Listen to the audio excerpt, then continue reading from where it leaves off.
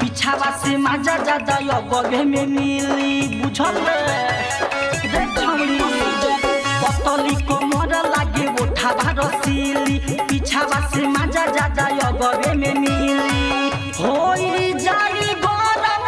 लरम इंजन तोहर सीजरे सुन सुन सुन सुन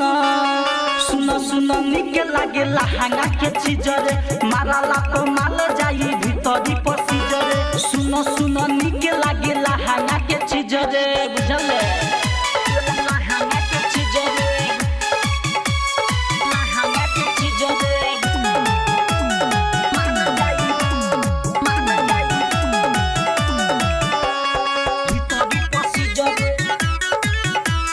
लहंगा के चीजरे गुलाबी छुए दाना भी तनी डाल दे रे छमरी ताला में चाबी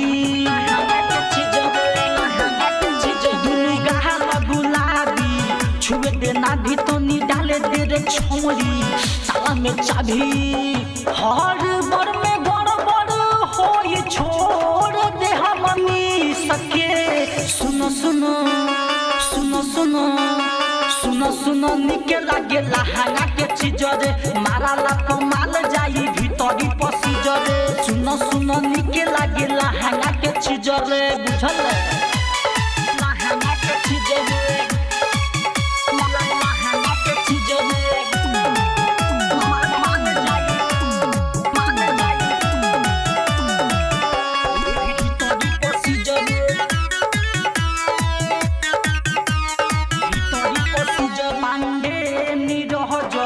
लिखे ना फरके सुत जही भूत भुइया नीचे पसर के लहंगा के चीजरे हाय पांडे निरह जो लिखे ना फरके सुत जही भूत भुइया नीचे पसर के ओ जइया मानी कोई बड़ ताबे खीसरे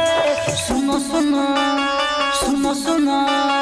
सुनो सुनो निके लागे लहंगा के चीजरे माराला तो माल जाई भीतरी पसीजरे सुनो सुनो निके लागे लहंगा के चीजरे बुझले पतली कोमर लागे ओठा रसीली पिछावा से मजा ज्यादा गगे में मिली लहंगा के चीजरे